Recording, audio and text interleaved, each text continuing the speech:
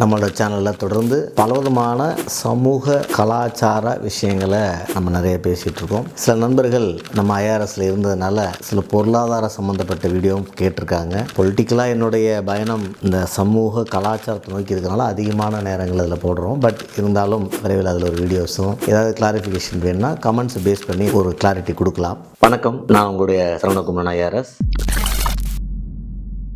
நான் 2 ஆர்கனைசேஷன் வழியாக ஒர்க் பண்ணுறேன். அரசியல் அல்லாமல் ஈடி அப்படின்னு ஒரு ஆர்கனைசேஷன் நம்ம ப்ரொமோட் பண்ணியிருக்கோம். அதாவது education, employment and transformation for youth அப்படிங்கிற ஆர்கனைசேஷன். இதோட main job awareness, educational awareness, employment awareness. டிரான்ஸ்ஃபர்மேஷனுங்கிறது பீயிங் ஹிந்து, நம்ம மதத்தை பற்றின நிறைய விஷயங்கள் இப்போ இன்னைக்கு டிபேட்டில் இருக்குது. ஸோ அதில் எப்படி சொல்கிறது, ஒரு தீவிரவாதி ஹிந்துன்னுலாம் சில பேர் மக்கள் பேசுகிறாங்க. நம்ம டெஃபினட்டாக அவங்களுக்கு நம்ம எதுவும் இதில் சொல்கிறதில்ல. ஒரு சில விஷயங்களை அவங்க புரிஞ்சுக்கிட்டதுனால இந்த மதத்தை டிஃபெண்ட் பண்ணணும் அப்படிங்கிற விஷயம் அவங்க எடுக்கிறது. அதுக்கு நான் என் வீடியோவில் சொல்கிறதுக்கான சப்ஜெக்ட் ஒன்றும் இருக்காது. ஸோ என்னோடய வீடியோட கான்செப்ட் எப்படி இருக்குன்னு பார்த்தீங்கன்னா, அந்த டிரான்ஸ்ஃபர்மேஷனை பொறுத்த மட்டும் மாடர்ன் ஹிந்துங்கிற தீம் தான் நம்ம ப்ரொமோட் பண்ணுறது. ஒரு average Hindu who is confused, இன்னைக்கு இருக்கிற சயின்டிஃபிக் வேர்ல்டுக்கு இந்த ஏன்ஷியன்ட் விஸ்டம் யூஸ்ஃபுல்லாக, பழைய பழக்க வழக்கங்களில் மூட பழக்க வழக்கங்கள் இருக்கா, அதை கண்ணை மூடிட்டு ஃபாலோ பண்ணுமா, அஸ்ட்ராலஜி சயின்ஸா, வாஸ்து சயின்ஸா, இந்த ரிலிஜனில் இருக்கிற சில விஷயங்கள்லாம் சரியா தப்பா, இதை நான் ஃபாலோ பண்ணணுமா. ஏன்னா ஹிந்து மதத்தை பற்றின விமர்சனங்கள், தாக்குதல் தான் அதிகமாக இருக்குது. அதுவும் தமிழ்நாட்டில் ரொம்பவே அதிகம். மற்ற மதங்களை பற்றி நீங்கள் வீடியோஸை பெருசாக பார்க்க முடியாது.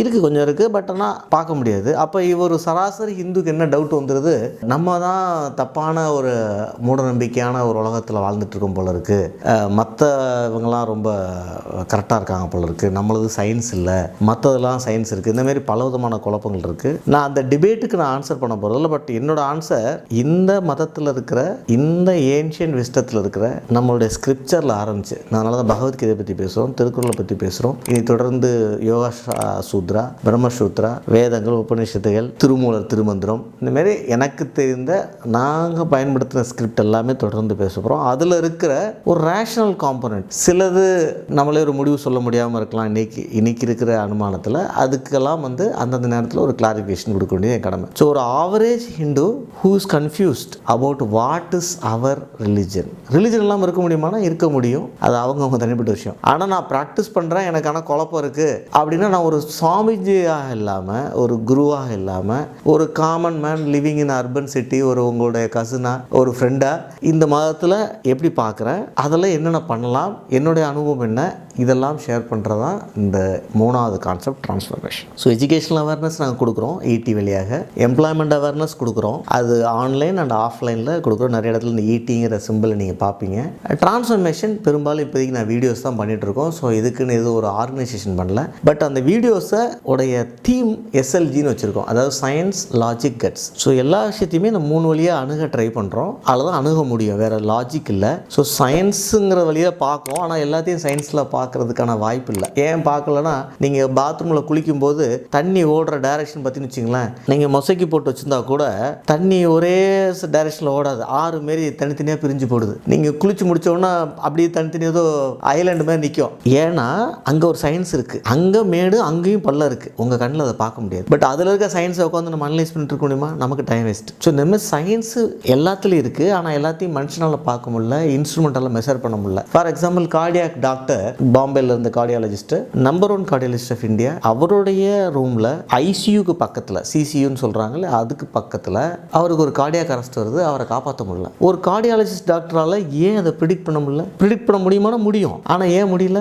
இன்னைக்கு இருக்க இன்ஸ்ட்ருமெண்ட்ஸ்க்கு அவ்வளோ ஸ்ட்ரென்த்து கிடையாது. வந்ததுக்கப்புறம் என்ன பண்ணலான்னு வேணால் எமர்ஜென்சிக்கு அவங்களால பண்ண முடியுமே தவிர, ஏன் வருதுன்னு முன்னாடி கண்டுபிடிக்க முடியல. ஒரு இசிஜி பார்த்தா முடியுமா, ஆன்ஜியோ பண்ண முடியுமானா எது பண்ணாலும் முடியல. ஏன்னா அதில் ஒரு பொசிஷன், அது சும்மா ஆக்சிடென்டல் நடக்கிறது இல்லை, பட் அதை ப்ரிடிக்ட் பண்ணுற அளவுக்கு நம்மகிட்ட ப்ரிசிஷன் இல்லை. ஸோ இந்தமாதிரி சயின்ஸில் லிமிட்டேஷன் இருக்கிறனால நிறைய டைம் நம்ம லாஜிக்கில் போக வேண்டியிருக்கு, லாஜிக்லேயே லிமிட்டேஷன் இருக்கு, கட்ஸில் போக வேண்டியிருக்கு. ஸோ என்னோட தீம் சயின்ஸ், லாஜிக், கட்ஸ். இதுதான் நான் மாடர்ன் ஹிந்துசத்தை நம்ம அப்ரோச் பண்ணுற விஷயம். ஸோ இதோட அவுட்புட்டை மாடர்ன் ஹிந்துசமாக பார்க்குறோம். ஸோ இந்த அப்ரோச் இதுதான். ஸோ நான் பேசுகிறது ஹிந்துசத்தை சின்சியராக ஃபாலோ பண்ணிகிட்டு இருக்கிறேன், சிம்பிளாக ஃபாலோ பண்ணிகிட்டு இருக்கேன். ஏன்னா அது கான்செப்டே சிம்பிள் ஃபாலோயிங் தான். ஒன்றும் ஹரிபரி, ரொம்ப கம்பல்ஷன், ரொம்ப அடிதடி, ரொம்ப ஒரு என்ன சொல்கிறது கம்ப்ரஸ்டு அப்படிலாம் இல்லை.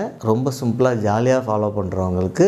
ஆனால் பேசிக்கான சில டவுட் எனக்கு வந்திருக்கும், அதுக்கு நான் நிவர்த்தி ஆகிருப்பேன். அந்த டவுட்டை நான் அவங்களுக்கு கிளாரிஃபை பண்ணுற மாதிரி தருது. பட் நிறைய பேர் கேட்பாங்க கடவுள்கிட்ட போனால் தான் ஜெயிக்க முடியும். அப்படிலாம் கிடையாது. நீங்கள் பார்க்குறீங்க இண்டஸ்ட்ரியில், சினிமா இண்டஸ்ட்ரியில் ரஜினிகாந்த் வந்து அவருடைய ஆரம்பத்திலிருந்து அவர் கடவுள், பாபா, இறை நம்பிக்கை அப்படி தான் பேசிகிட்டு இருக்காரு. அவர் சூப்பர் ஸ்டார், ஜெயிச்சிருக்காரு. ஆனால் அதுக்கு நேர் ஆப்போசிட்டாக கமலஹாசன் கடவுள் நான் இல்லைன்னு சொல்ல, இருந்தால் நல்லா இருக்குன்னு சொல்கிறேன்றார். ஸோ அவரும் ஜெயிச்சிருக்கார் சினிமாவில், உலகநாயகன். ஒரு நாத்திகர் கலைஞர் ஜெயிக்கிறாரு. முழுக்க முழுக்க கடவுள் கும்பிடக்கூடிய ஸ்ரீலங்காலேருந்து இங்கே வர ஸ்ரீலங்கன் பிரசிடெண்டாக இருக்கட்டும், கர்நாடகாவிலேருந்து தமிழ்நாட்டில் சாமி கும்பிட்ற சிஎம்ஸாக இருக்கட்டும், சந்திரசேகர் ராவ் வந்து கும்பிட்ற கடவுளாக இருக்கட்டும், அந்த மாதிரி கடவுள் நம்பிக்கை அதிகமாக நரேந்திர மோடி அவர்கள் அவங்களும் ஜெயிக்கிறாங்க. ஸோ ஜெயிக்கிறதுக்கும் தோக்குறதுக்கும் நாத்திகம் ஆத்திகம் லிங்க் நான் சொல்ல மாட்டேன். ஆனால் மகிழ்ச்சியாக வாழ்கிறதுக்கு அவங்க மகிழ்ச்சியாக இருக்காங்களா, அது இன்டர்னல் கான்செப்ட். ஸோ அதுக்கு அது சிலருக்கு நிறைய பேர்த்துக்கு ஆத்திகம் நல்லது, அதை தாண்ட முடிஞ்சவங்களுக்கு ஓகே நாத்திகம். ஆனால் நாத்திகத்தால் ஒரு சமுதாயத்தை உருவாக்க முடியாது. அங்கே தான் நானும் திராவிடமும் வேறுபடுறோம். திராவிடத்தில் வந்து